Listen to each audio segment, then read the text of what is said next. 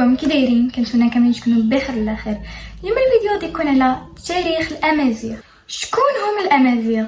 الامازيغ هم السكان الاصليون لشمال افريقيا، ويطلق عليهم ايضا اسم البربر، ولكن بزاف ديال الناس كيقولوا بان اسم البربر اهانه وكيفضلوا اسم الامازيغ على البربر. الامازيغ تعني الانسان الحر او النبلاء. اللغه يتحدثون اللغه الامازيغيه، وهي لغة أفرواسية ذات لهجات متعددة: القبائلية، الشلحية والريفية، طوارقية وإلى آخره، وهي لغة رسمية في عدة مناطق في المغرب والجزائر وتونس وفي بعض المناطق في مصر. لهم عادات وتقاليد كثيرة، وأبرز رموز الأمازيغ وهو يازا الذي يرمز للإنسان الحر. أصول سكان شمال إفريقيا ما قبل التاريخ. أولا، أقدم السكان. تعرضت المنطقة لموجات استيطان بشرية منذ العصر الحجري القديم. اكتشفت أدوات حجرية وبقايا بشرية تعود إلى 10,000 السنين. ثانيا، سكان قدماء الأمازيغ. يعتقد أن الأسلاف الأمازيغ الحاليين هم خليط من السكان الأصليون للصحراء الكبرى عندما كانت منطقة خصبة.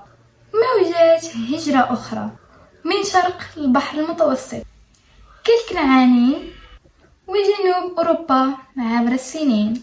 أسس الأمازيغ مدن ومناطق مستقرة قوية قبل قدوم الرومان، أشهرها مملكة نوميديا تحت حكم الماسيليين بقيادة ماسيليميسا، والمزليين بقيادة صفاقس. اشتهرت بفرسانها وتجارتها.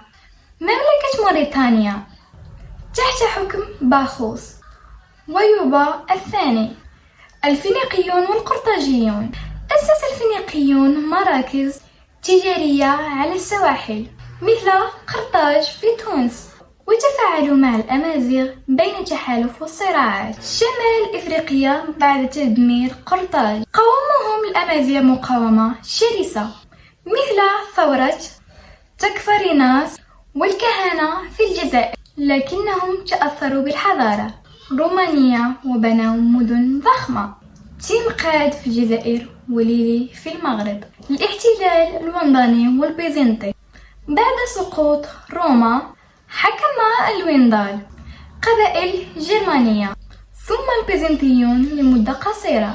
دخل الإسلام في شمال إفريقيا في القرن السابع ميلادي. كانت عملية الفتح طويلة، وشهدت مقاومة الأمازيغ في البداية ثم قبولا تدريجيا للإسلام. الأمازيغ لحد الآن موجودين في المغرب والجزائر وتونس وبعضهم في مصر. الخلاصة وهي الأمازيغ هم سكان أصليون لشمال إفريقيا.